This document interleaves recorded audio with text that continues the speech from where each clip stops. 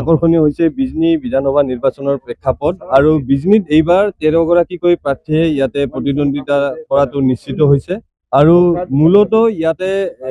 BJP প্ৰাৰ্থী অৰূপ কুমাৰ দে আৰু UPPL প্ৰাৰ্থী প্ৰাক্তন বিধায়ক কমল সিং নাৰ্জাৰীৰ মাজত মূল প্ৰতিদ্বন্দ্বিতা হোৱাৰ সম্ভাৱনা আছে আৰু মোৰ সৈতে আছে UPPL নেতা তথা এইবাৰৰ বিজনী বিধানসভা সমষ্টিৰ UPPL প্ৰাৰ্থী কমল সিং নাৰ্জাৰী তেখেতৰ পৰা মই নিৰ্বাচনী খা খবৰ ল'ব বিচাৰিছো যে কি ক'ব এনেধৰণে দেখিছে যেহেতু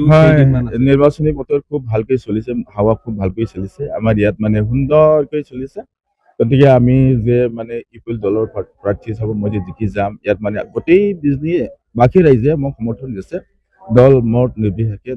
মানে বৰ্ণ ভাষা ধৰ্ম নিৰ্বিশেষে মানে সমৰ্থন দিছে এই সমৰ্থনৰ ভিত্তিতে মই ওলাই যাম যোৱাবাৰ দেখা গৈছে আপুনি ন্যূনতম ভোটৰ ব্যৱধানত যোৱাবাৰ মানে কিবা এটা ভুল হৈছিল ভুল মানে এই ভুলৰ কাৰণে হাৰিছিলো এইবাৰ সেই ভুলটো নতুনকৈ কৰা হয় ৰাইজৰ সঁহাৰি কেনেকুৱা ৰাইজৰ যোৱাবাৰো ভাল আছিল এইবাৰো ভালেই আছে ৰাইজে অভূতপূৰ্বৰ বাবে তেওঁলোকে আমাক সঁহাৰি দিছে বিজেপি প্ৰাৰ্থীগৰাকী এটা অভিযোগ কৰিছে যে আপুনি পূৰ্বৰ সময়ত কিছু কাম কৰিব পৰা নাই যাৰ কাৰণে আপোনাক ৰাইজে বিগত সময়ত যোৱাবাৰ প্ৰত্যাখ্যান কৰিছিলে এইবাৰো প্ৰত্যাখ্যান কৰিব তেওঁ বিগত বছৰবোৰত মই কি কৰিছো কি কাৰণে ৰাইজে বিজনীবাসী ৰাইজে ভালকৈ জানে আৰু হিচাপ বিজনীবাসী ৰাইজে মোক বিচাৰিছে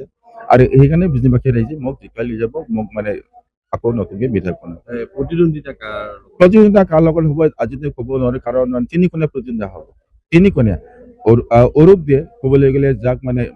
খলিল ৰহমানক তেখেতে মানে প্ৰক্ষেপ কৰিছে যদিওভাৱে হয়তো নেক্সট প্ৰতিদ্বন্দ্বী খলিল ৰহমান হ'ব পাৰে অৰূপ দে নহ'ব পাৰে আজিৰ দিনটোত কাৰণ অৰূপ দে বিজনীবাসী ৰাইজে ভাল পোৱা বিচৰা নাই আৰু অৰূপ দে মই কি কৰিছো 15 বছৰত এইটো যি মানুহে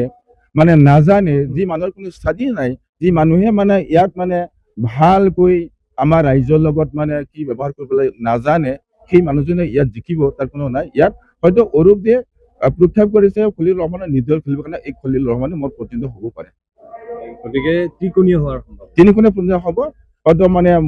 মই মানে বিপুল ভোটত জয়ী হৈ যাম 2 নম্বৰৰ খলিল ৰহমান থাকিব 3 নম্বৰৰ অৰূপ দে থাকিব পাৰে তাৰ কোনো মানে হেৰি নাই দেখা গৈছে আপোনাৰ বিৰুদ্ধে কিন্তু মুখ্যমন্ত্ৰীও প্ৰচাৰ কাৰ্য চলাই মুখ্যমন্ত্ৰীয়ে মোৰ বিৰুদ্ধে প্ৰচাৰ কাৰ্য চলাই বিচাৰ মই জানো মুখ্যমন্ত্ৰীয়ে ইয়াত জাষ্ট মানে বিজেপি দলৰ হেৰি আছে কেণ্ডিডেট আছে প্ৰচাৰ কৰিব আহিছে গতিকে মুখ্যমন্ত্ৰীৰ লগত মই আজি এনডিএত নাই এনডিএত নাথাকিলেও মুখ্যমন্ত্ৰীয়ে মোক কেতিয়াও মানে বেয়া ভাষাৰ কথা নকয় আৰু মই হেৰি নকয় আন্তৰিকতা আছে গতিকে জয় নিশ্চিত মই জয় নিশ্চিত এয়া আছিল UPPL প্ৰাৰ্থী কমল সিং নাৰ্জাৰী আৰু তেখেত কৈছে যে তেখেতৰ এইবাৰ জয় নিশ্চিত মুখ্যমন্ত্ৰীৰ সৈতে তেওঁৰ আন্তৰিকতা আছে আৰু যদিও তেওঁৰ বিৰুদ্ধে প্ৰচাৰ কৰিছে কিন্তু মুখ্যমন্ত্ৰীৰ সৈতে তেওঁ সুসম্পৰ্ক আৰু তেওঁ এই সমষ্টিটোত পুনৰবাৰ জিকিব বুলি তেওঁ আত্মবিশ্বাসী হৈ আছে আৰু ইতিমধ্যে UPPLৰ তৰফৰ পৰা ব্যাপক প্ৰচাৰ অভিযান চলোৱা পৰিলক্ষিত হৈছে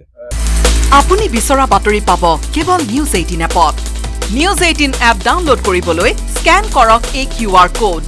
গুগল প্লে ষ্টৰতো পাব এই নিউজ 18 এপ